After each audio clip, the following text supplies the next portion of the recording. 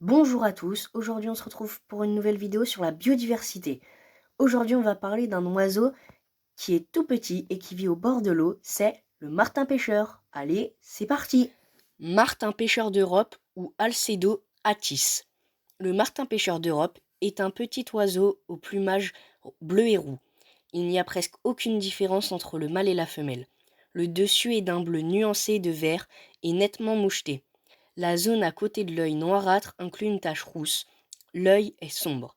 En période nuptiale, le bec est entièrement noir chez le mâle adulte, noir avec la base inférieure orange chez la femelle.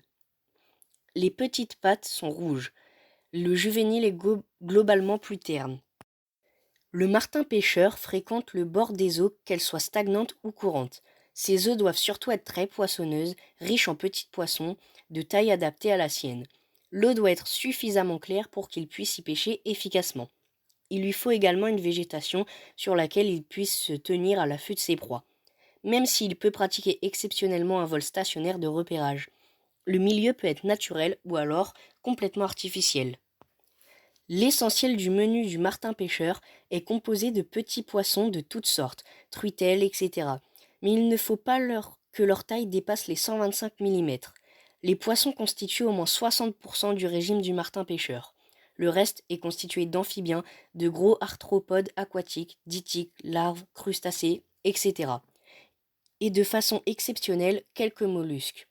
Il guette ses proies du haut d'un perchoir qui ne dépasse pas les 3 mètres, ou bien il pratique le vol stationnaire. Une fois la proie repérée, il plonge, le plus souvent dans un vol rapide, et rabat ses ailes vers l'arrière au moment de l'impact avec la surface. Le martin pêcheur d'Europe porte mal son nom car il est distribué non seulement en Europe, mais sur l'ensemble de l'Eurasie. La période de reproduction est printanière et estivale de mars à juillet. En général, le couple élève 2 nichées successives. La nidification débute par des parades nuptiales qui comportent 2 bruyantes poursuites aériennes.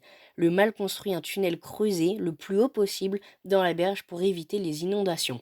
La femelle pond en moyenne 6 ou 7 œufs.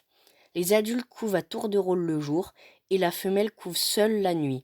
Cela dure environ 3 semaines. Voilà, c'est la fin de cette vidéo, j'espère qu'elle vous aura plu. Si c'est le cas, n'hésitez pas à liker, à vous abonner. Et nous, on se dit à une prochaine vidéo sur la biodiversité. Bye!